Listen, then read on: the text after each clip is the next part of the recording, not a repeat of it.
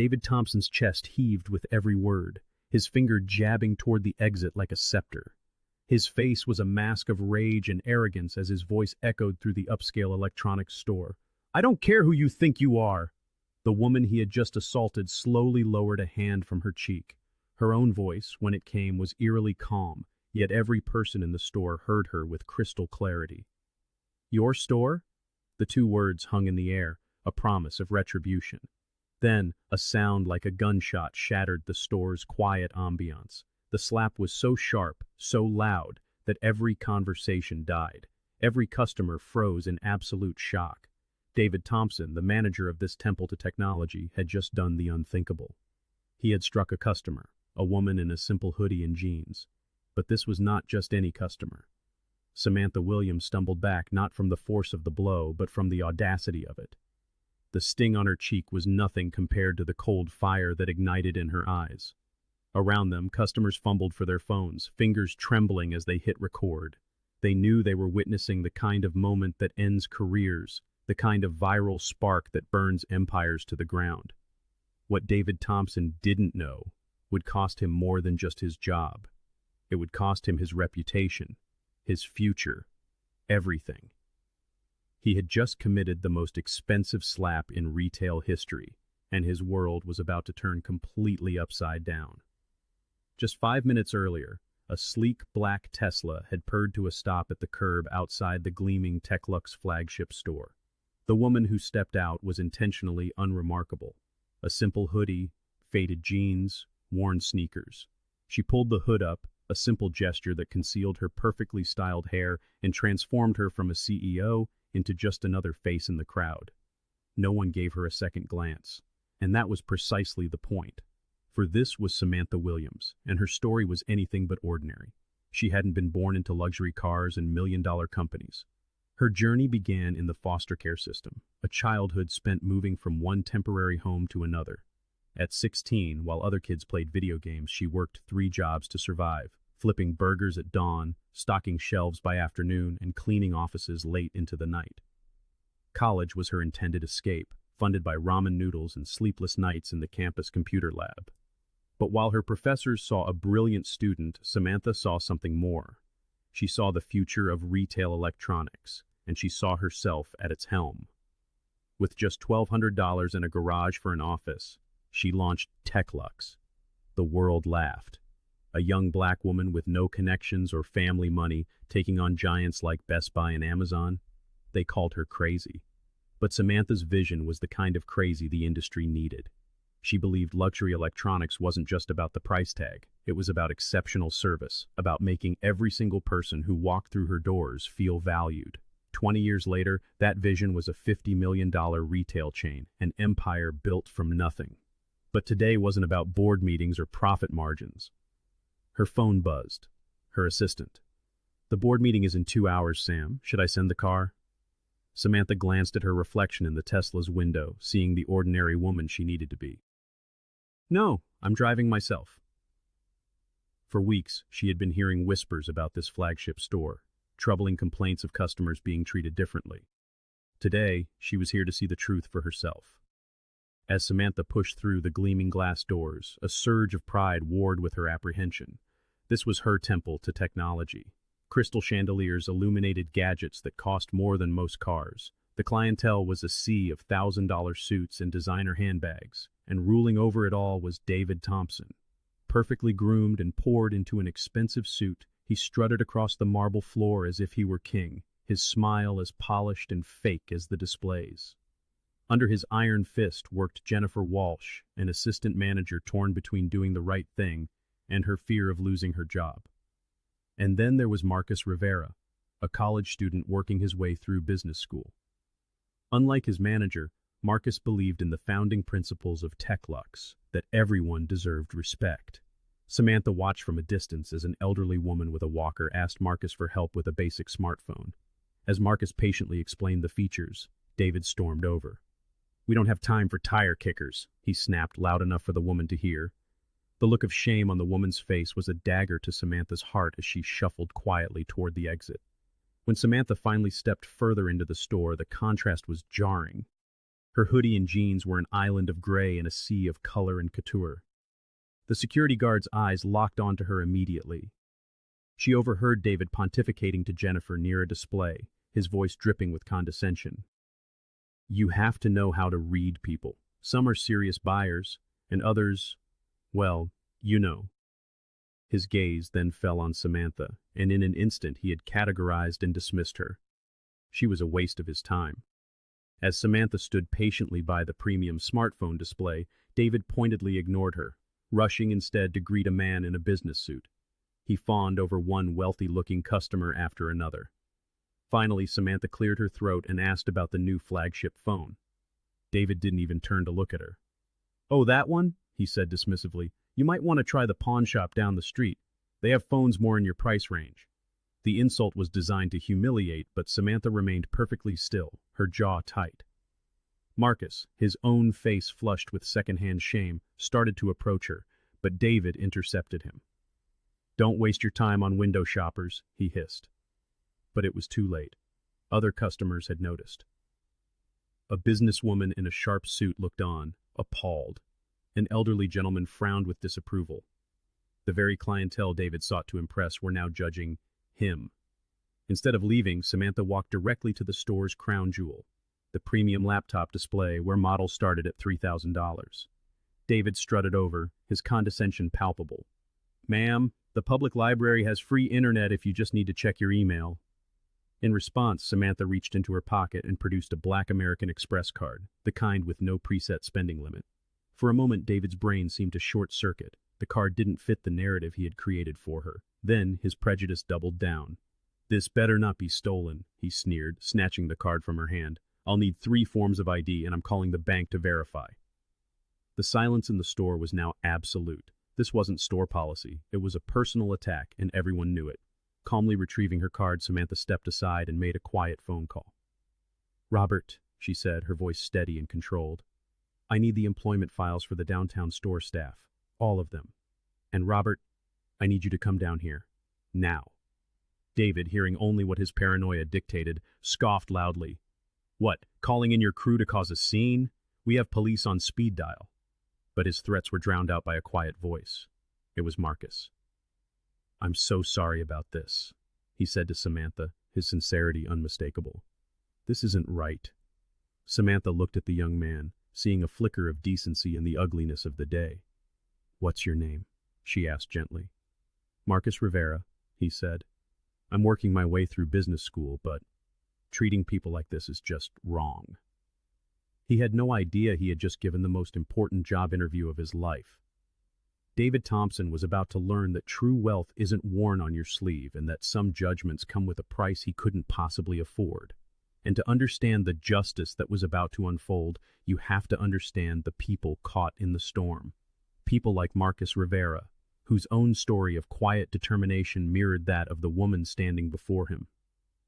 His day began not at the university, but at 5 a.m. in a local coffee shop, the first of 2 jobs he worked to fund his education and his dream. 3 nights a week, after his other 2 jobs, he would begin his third. Overnight security at a downtown office building.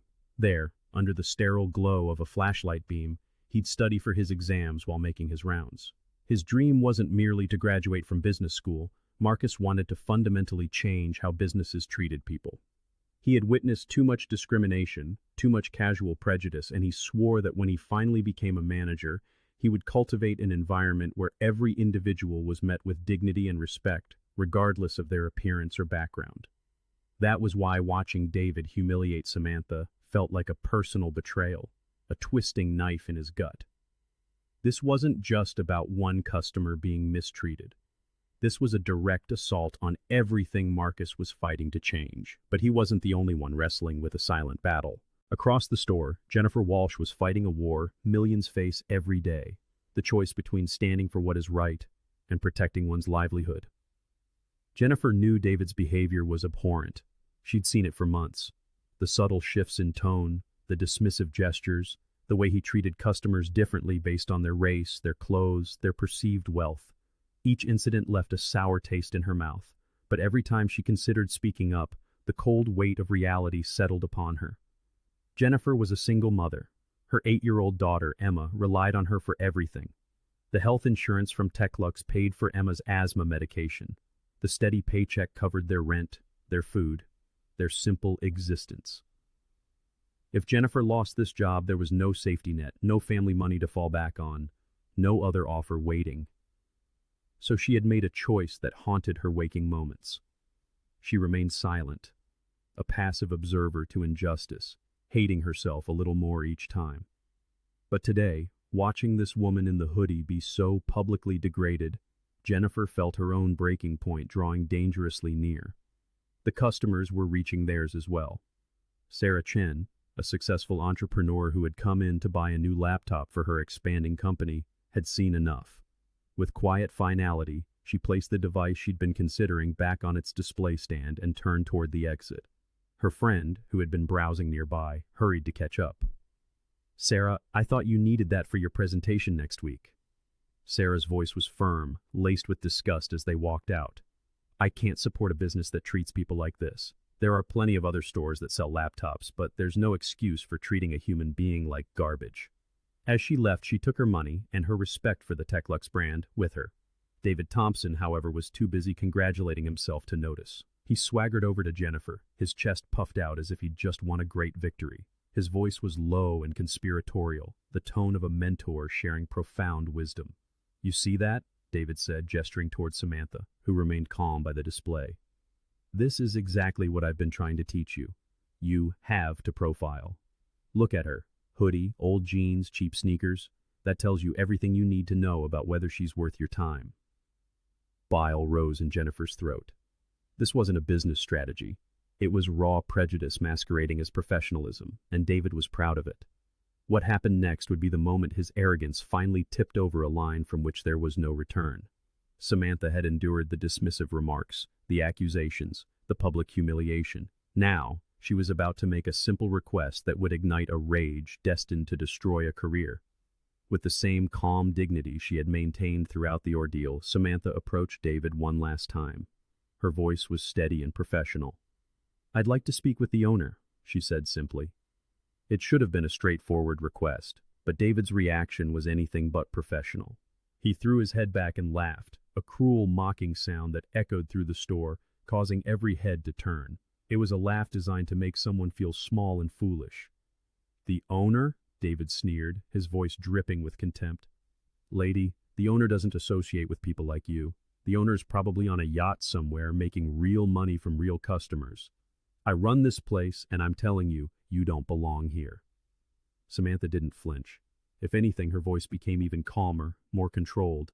"I would really like to speak with someone in charge." That's when David lost it. His face flushed a deep, blotchy red. His voice rose to a shout that silenced the entire store. His true character, raw and unfiltered, came pouring out for all to see. "Look at yourself," he screamed, pointing a trembling finger at Samantha as if she were a criminal. "Hoodie and old jeans, and you think you can demand to see the owner? You think you have the right to make demands in my store?" The transformation was shocking. The polished manager facade had shattered, revealing the ugly prejudice and uncontrolled rage simmering beneath. This wasn't customer service gone wrong. This was a man having a complete meltdown because someone he deemed inferior had dared to challenge his authority. The store fell utterly silent. Conversations ceased. Phones were lowered. Every customer froze, their eyes locked on the spectacle. Even the ambient music seemed to fade away, leaving only the echo of David's shouts and the sharp, collective intake of breath from the witnesses. Marcus looked as if he wished the floor would swallow him whole. Jennifer's face was a mask of pale horror. Around the room, phones began to rise, their small red lights blinking to life as people started recording. But what none of them knew was that Samantha's earlier phone call had already set events in motion. While David was imploding, while customers were documenting his downfall, help was already on its way. In just a few more minutes, David Thompson was going to learn a powerful lesson. Sometimes the person you least expect to have power is the one who holds all of it. In the deafening silence that followed his outburst, Samantha Williams did something remarkable. Despite being publicly humiliated, despite being treated like a criminal in her own store, she tried one last time to de-escalate. Her voice remained steady, a beacon of professionalism in a sea of chaos.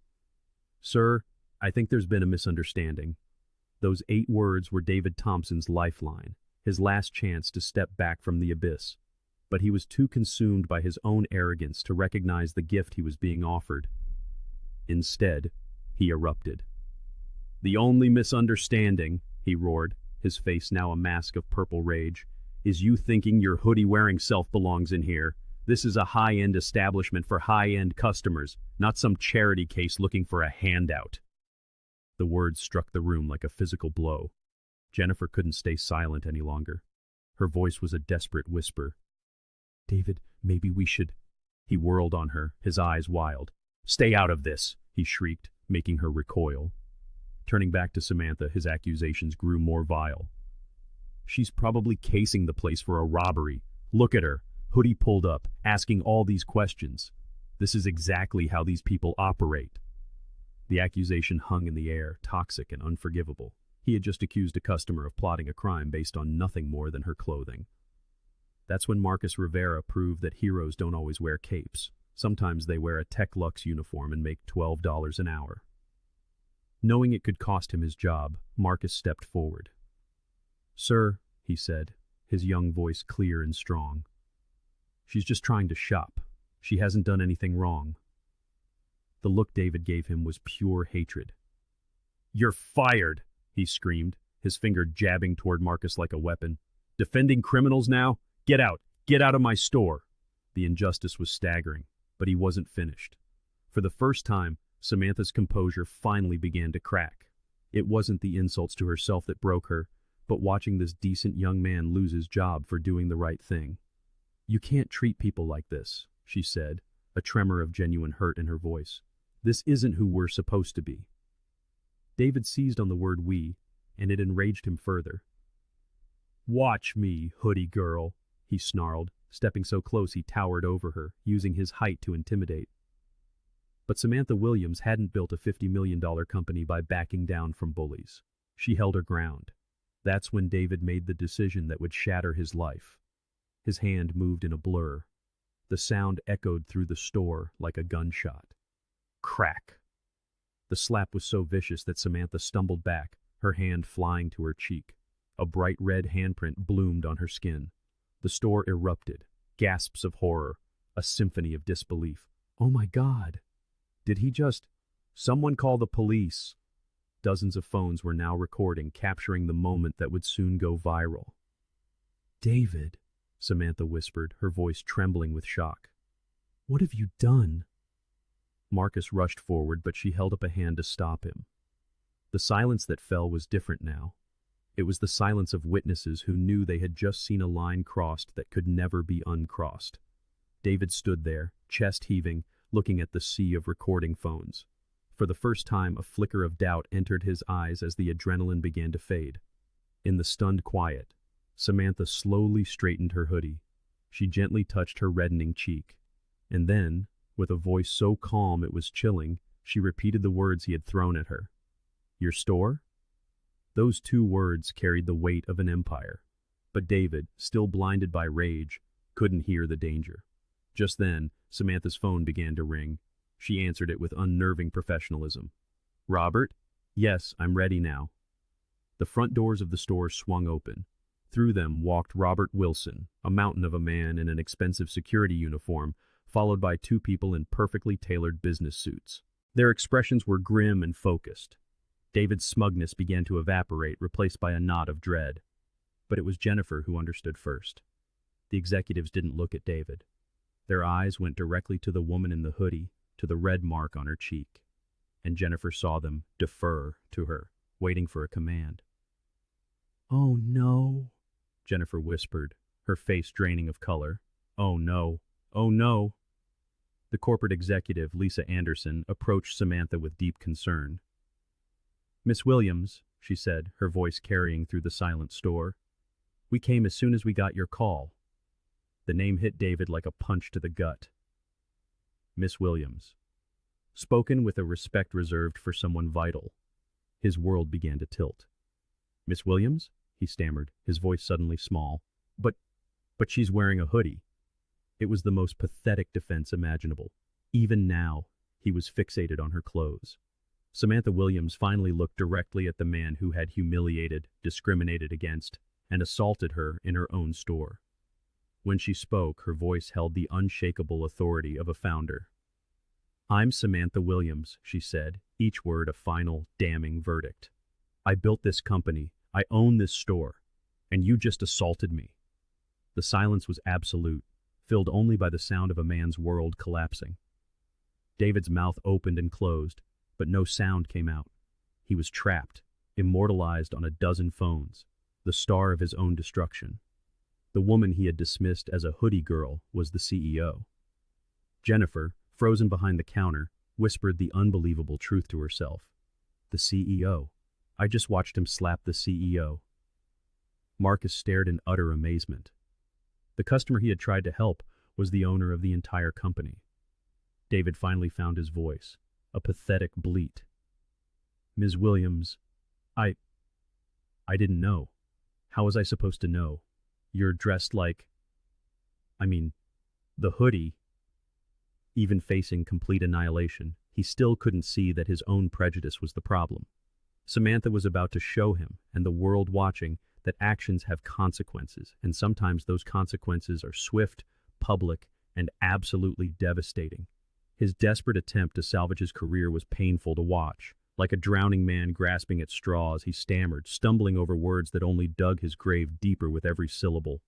"Miss Williams, the hoodie, I didn't know. I just thought..." David's voice fractured, a desperate search for a sequence of words that could rewind time, that could erase the last hour. But Samantha Williams had no interest in his excuses. Her voice sliced through his stammering with the precision of a scalpel, laying bare the heart of a problem that ran much deeper than one man's career.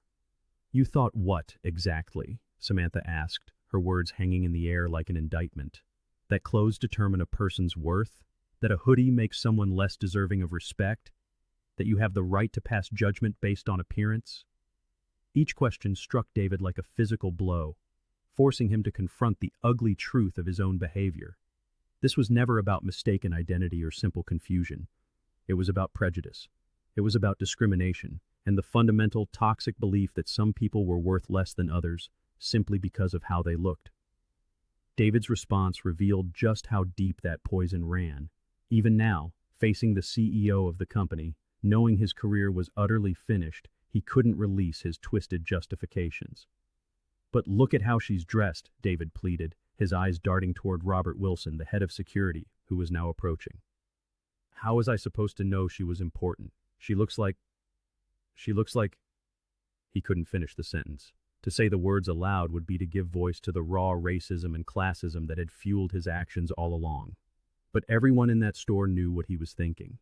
Everyone understood that his problem was never with hoodies or jeans. His problem was with the person wearing them. As security escorted David from the store, he continued to plead and make excuses, his voice growing more desperate with each step toward the exit. His final words, echoing through the space as the doors slid shut behind him, were still about the clothes. "You have to understand. She looked like she didn't belong here." With David gone, the atmosphere in the store began to shift almost immediately. The toxic energy that had poisoned the air for months was finally lifting, and Samantha could begin to rebuild what had been broken. She turned to Marcus Rivera, the young man who just minutes earlier had been fired for the courage to do the right thing. "Marcus," she said, her voice warm with genuine respect, "you're not just rehired, you're promoted to assistant manager, effective immediately." Tears of relief and gratitude welled in Marcus's eyes. In the span of a single hour, he had lost his job for defending a customer and gained a promotion for showing the kind of character Samantha valued above all else. Jennifer Walsh, who had witnessed the entire horrific scene, approached Samantha, her anxiety palpable. She knew she had remained silent when she should have spoken up, and she was terrified that her cowardice would cost her the job she so desperately needed. "Miss Williams," Jennifer began quietly, "I should have stopped him. I knew what he was doing was wrong, but I was afraid. Afraid to lose my job. I have a daughter and I..." Samantha held up a hand, gently stopping her. "Jennifer, you keep your job. But you are going to enroll in our company-wide bias training program, and you are going to help me make sure this never, ever happens again." The relief that washed over Jennifer's face was overwhelming. She had been given a second chance, an opportunity to become part of the solution instead of part of the problem. With the immediate crisis handled, Samantha Williams did something that would be remembered long after the viral videos stopped circulating. Still wearing her hoodie, the red mark from David's assault still visible on her cheek, she addressed the staff and customers who remained. "I want everyone to understand something," Samantha said, her voice carrying to every corner of the store. "I dress like this sometimes to see who you really are when you think no one important is watching. Today, I learned more about this store's culture than any report or meeting could have ever told me." The silence was profound as the implications of her words settled over the room. This hadn't been a random visit. This had been a test, and most of them had failed it spectacularly. "From this day forward," Samantha continued, "TechLux will have new, company-wide policies. We will judge people by their character, not their clothes. We will treat every single person who walks through our doors with dignity and respect, regardless of their appearance, their background, or their perceived ability to pay." Marcus stepped forward, his voice thick with emotion. "Miss Williams, you taught me something today that I'll never forget. Respect isn't about what someone wears or how much money they have. It's about recognizing the humanity in every single person." His words captured a truth that would soon resonate far beyond the walls of that store. A powerful reminder that every person deserves to be treated with decency, a principle that every business should uphold. The transformation was immediate. Without David's toxic influence, the remaining staff began to see their customers differently. They started to understand that their job wasn't to judge who belonged, but to serve everyone with excellence. But Samantha's work was far from over. 2 hours later, she walked into the boardroom at TechLux headquarters, now dressed in the business suit her investors expected. The quarterly meeting proceeded as planned. She presented record profits and bold expansion plans to a room full of impressed executives. But at the end of her presentation, she did something unexpected. She held up a photograph, taken by a customer in the store. It showed the red handprint on her cheek and the twisted rage on David's face mid-assault. "This," Samantha told the board, "is why our mystery shopper program matters. This is why we can never assume our company values are being lived out on the ground. And this is why leadership means being willing to experience your own business exactly as your customers do." The boardroom erupted in discussion about more undercover visits, stricter accountability, and enhanced training. But for Samantha, the real victory wasn't in that room. It was in knowing that Marcus Rivera would now have the chance to build a career based on character, not on prejudice. As the video of the assault spread across social media, it became more than a story about one man's downfall. It became a lesson in the danger of judging by appearance, the true cost of prejudice, and the power of treating every person with dignity. Within hours, the hashtag #HoodieGirl was trending worldwide. Millions of people shared their own stories of being judged and dismissed based on how they looked. A customer named Sarah Chen, who had witnessed the incident, posted her own video. She explained why she'd left without buying anything, and why, after seeing how Samantha handled the crisis, she would now be a loyal TechLux customer for life. The story went viral in ways no one could have predicted. CNN, Fox News, and MSNBC all ran segments on workplace discrimination and the importance of corporate leadership. It was no longer about a single incident. It was a symbol of everything wrong with how society judges people on superficial traits. Celebrity influencers shared the video with millions. Oprah Winfrey called Samantha a true leader who shows us that respect should never be conditional. Ellen DeGeneres invited her on the show, sparking conversations in living rooms across the country. The impact rippled out. Other CEOs began implementing their own undercover programs. Corporations like Walmart, Target, and Best Buy announced new training initiatives to address unconscious bias. Business schools began using Samantha's story as a case study in ethical leadership. Harvard Business School created an entire course around the incident, examining how a leader's decisions in a moment of crisis can define a company's character for generations. Legal experts called the assault a clear case of workplace violence. Employment lawyers used it to demonstrate the liability companies face when their employees discriminate. But perhaps the most powerful change was in the lives of the people who were there that day. Marcus Rivera received more than a promotion. Samantha personally funded a full scholarship for him to finish his business degree. She saw in him a leader who could change the industry for the better. Marcus threw himself into his studies, mentored by some of the most successful leaders in the country. His thesis, Respect as a Business Strategy, Why Dignity Drives Profit, became required reading in business ethics courses nationwide.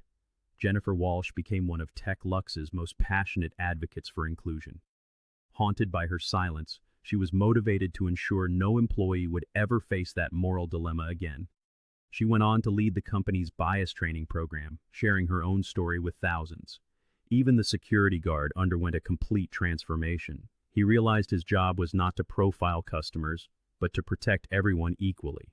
He eventually became head of security for all Tech Lux locations, implementing new protocols that focused on genuine safety, not on stereotypes. 6 months later, the store that had been a symbol of discrimination became a model of inclusive service. Sales increased by 47% as word spread. The very store David thought he was protecting became the most profitable location in the entire chain, all because it finally embraced everyone who walked through its doors. David's fall was swift and total. The man who once strutted through the store as if he owned it was now stocking shelves in a warehouse for minimum wage. His wife left him, citing the viral video as proof of a character she could no longer ignore. He lost his house, his car, and his friends, all consequences of one moment when his prejudice overcame his humanity.